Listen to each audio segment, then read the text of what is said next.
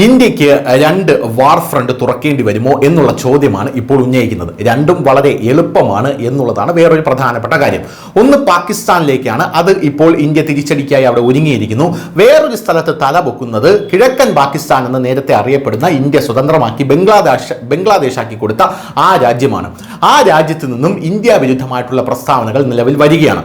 ഒന്നാമത്തെ കാര്യം, പാകിസ്ഥാനെ വിശ്വസിച്ചാണ് ബംഗ്ലാദേശ് വലിയ രീതിയിൽ മുന്നോട്ട് പോയിക്കൊണ്ടിരുന്നത്. ആ പാകിസ്ഥാൻ തന്നെ ഇപ്പോൾ ലോക രാജ്യങ്ങൾക്ക് മുമ്പിൽ ഇന്ത്യയുടെ തിരിച്ചടി ഭയന്ന് തെണ്ടി നടക്കുന്ന കാഴ്ചയാണ് നമുക്ക് കാണാനായിട്ട് സാധിക്കുന്നത്.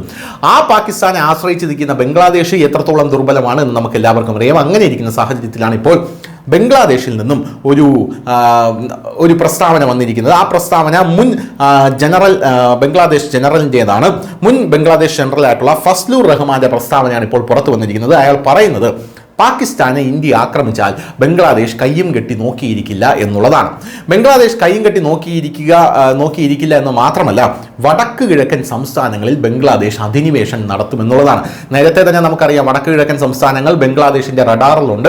വടക്ക് കിഴക്കൻ സംസ്ഥാനങ്ങൾ പിളർത്തിയെടുക്കുക എന്നുള്ളതാണ് ബംഗ്ലാദേശിന്റെ പ്രധാനപ്പെട്ട ഉദ്ദേശം എന്ന് പറയുന്നത്. അതിന് ബംഗ്ലാദേശിന്റെ പിറകിൽ വേറെ പല വമ്പൻ രാജ്യങ്ങളുണ്ട്, ചൈന അടക്കമുള്ള വമ്പൻ രാജ്യങ്ങളുണ്ട് എന്ന് നമുക്ക് എല്ലാവർക്കും അറിയാം.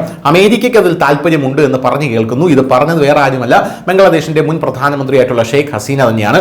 അമേരിക്ക ഇത് തങ്ങളോട് ആവശ്യപ്പെട്ടപ്പോൾ അത് സമ്മതിക്കാത്തത് കൊണ്ടാണ് അവിടെ ആഭ്യന്തര കലാപം ഉണ്ടാക്കി തന്നെ പുറത്താക്കിയത് എന്ന് പോലും ഷെയ്ഖ് ഹസീന ഒരു ഘട്ടത്തിൽ പറയുന്ന സാഹചര്യം ഉണ്ടായിട്ടുണ്ട്.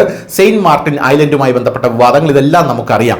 എന്നിരുന്നാലും ഇപ്പോൾ ബംഗ്ലാദേശ് ഇന്ത്യയെ ചൊടിപ്പിച്ച ഈ സാഹചര്യത്തിൽ എന്ത് പ്രക്ഷോഭമായിരിക്കും ബംഗ്ലാദേശിന്റെ ഉള്ളിൽ ഇന്ത്യ ഇപ്പോൾ കൊണ്ടുവരാൻ പോകുന്നത് എന്നുള്ള ജിജ്ഞാസയിലാണ് ഇപ്പോൾ ലോക രാജ്യങ്ങളും ലോക മാധ്യമങ്ങളും എന്ന് നമ്മൾ പറയേണ്ടി വരും. ഇന്ന് എപ്പോഴൊക്കെ ബംഗ്ലാദേശ് ഇന്ത്യക്കെതിരെ തിരിഞ്ഞിട്ടുണ്ടോ അപ്പോഴെല്ലാം ബംഗ്ലാദേശിനുള്ളിൽ ആഭ്യന്തര കലാപം ഉണ്ടാകുന്ന കാഴ്ച നമ്മൾ കണ്ടിട്ടുണ്ട്.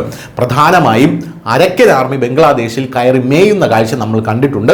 ബംഗ്ലാദേശിന്റെ പല ഭാഗങ്ങളും അരക്കൻ ആർമി കൈവശപ്പെടുത്തി. സെയിന്റ് മാർട്ടിൻ ഐലൻഡ് അടക്കം അരക്കൻ ആർമി കൈവശപ്പെടുത്തി എന്നുള്ള കാര്യങ്ങളും നമുക്ക് എല്ലാവർക്കും അറിയാം. ഇതിനൊന്നും പാകിസ്ഥാന് ഒന്നും ചെയ്യാൻ സാധിച്ചില്ല എന്നുള്ളതാണ് വേറൊരു പ്രധാനപ്പെട്ട കാര്യം. ഒരു സമയത്ത് അരക്കൻ ആർമി ഇന്ത്യയുടെ ഒരു പ്രോക്സി ടീമാണോ എന്ന് പോലും ബംഗ്ലാദേശ് സംശയിച്ചിരുന്നു എന്നുള്ളത് വേറൊരു പ്രധാനപ്പെട്ട കാര്യമാണ്. എന്ത് തന്നെയായിരുന്നാലും ബംഗ്ലാദേശിന് ഇത് നല്ലതല്ല എന്ന് തന്നെ കൃത്യമായിട്ട് പറയേണ്ടി വരും.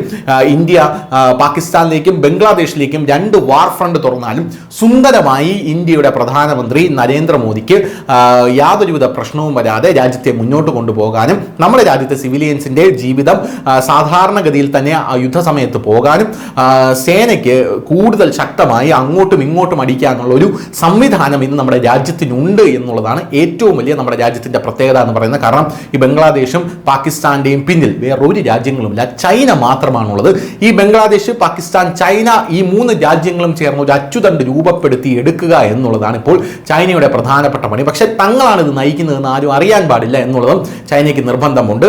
അതുകൊണ്ടാണ് ഇത്തരത്തിലുള്ള പ്രസ്താവനകൾ ഈ ബംഗ്ലാദേശിൽ നിന്ന് ഇന്ത്യയിലേക്ക് അവിടെയുള്ള പല ആൾക്കാരും തൊടുത്തുവിടുന്നത് എന്നുള്ളത് വേറൊരു കാര്യം. നമ്മൾ ഈ കാര്യത്തിൽ ഈ സമയത്ത് ഒരു കാര്യം കൂടി ആലോചിക്കേണ്ടതാണ്. യൂനസ് ചൈനയിലേക്ക് പോയപ്പോൾ യൂനസ് പ്രധാനമായും അവിടെ പറഞ്ഞിരുന്നത് വടക്ക് കിഴക്കൻ സംസ്ഥാനങ്ങൾ നിയന്ത്രിക്കുന്നത് ഞങ്ങളാണ് എന്നുള്ളതാണ്.